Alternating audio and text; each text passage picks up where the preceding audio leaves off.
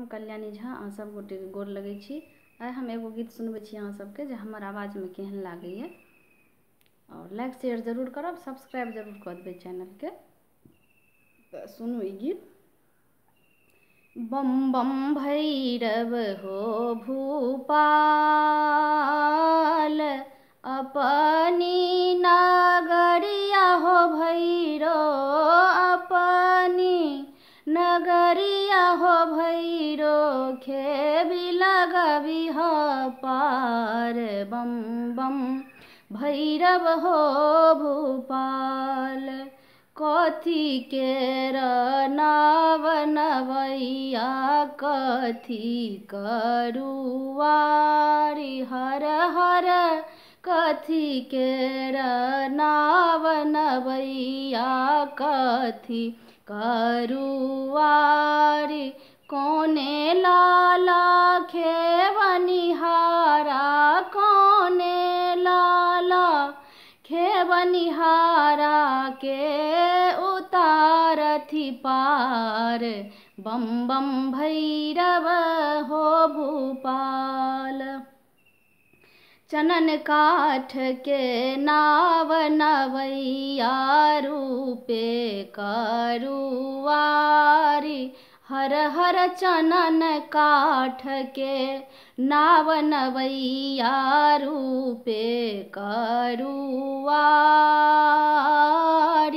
भैरव लाला खेवनिहारा, भैरव लाला खेवनिहारा, भोला उतारथी पार। बम बम भैरव हो भूपाल, जहाँ तोहें भैरो लाला, खेबी लगे बापार हर हर। जहाँ तोहें भैरो लाला, खेबी लगे बापार। मोती चूड़ के लाडुआ, मोती चूड़ के लडुआ, चढ़ैब प्रसाद। बम बम भैरव हो भूपाल, बम बम भैरव हो भूपाल, अपनी नगरिया भैरो, खेबी लगबी हो पार। बम बम भैरव हो भूपाल, हाथी चले घोड़ा चले, और चले निशान हर हर। हाथी चले घोड़ा चले, और चले निशान। बाबा के कमरथुआ चले, बाबा के कमरथुआ चले, उठे घमासान। बम बम भैरव हो भूपाल, बम बम भैरव हो भूपाल, अपनी नगरिया हो भैरो, खेबी लगबी हो पार।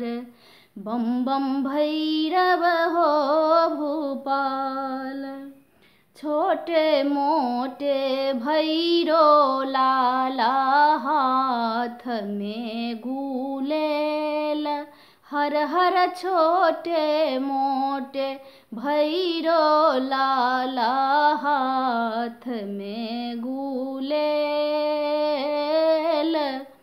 सिसिया के दोगे दोगे, सिसिया के दोगे दोगे, करथी बुलेल।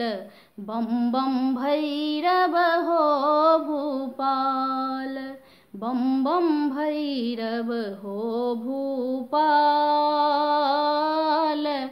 अपनी नगरिया हो भैरो, खेबी लगबी हो पार। बम बम भैरव हो भूपाल। कालिका के काल भैरव गौरी के गाने हर हर। कालिका के काल भैरव गौरी के गाने अंजनी के हनुमंत।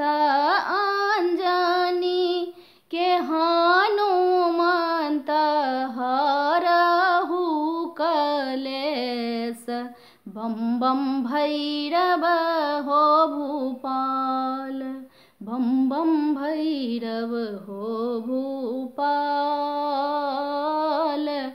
अपनी नगरिया हो भैरव खेबी लगबिह पार। बम बम भैरव हो भूपाल। बम बम भैरव हो भूपाल।